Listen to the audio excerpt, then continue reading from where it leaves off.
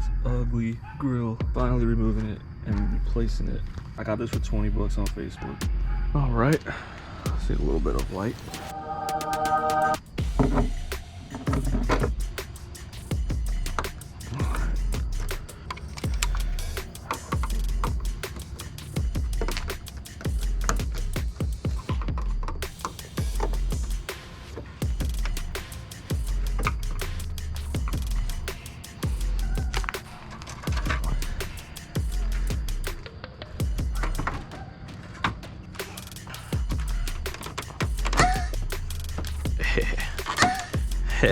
Yeah.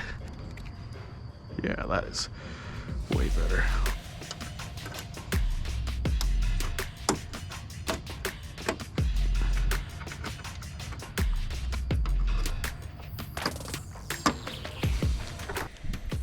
All right, I feel like that looks way better than before. Like, here's the before, here's the after.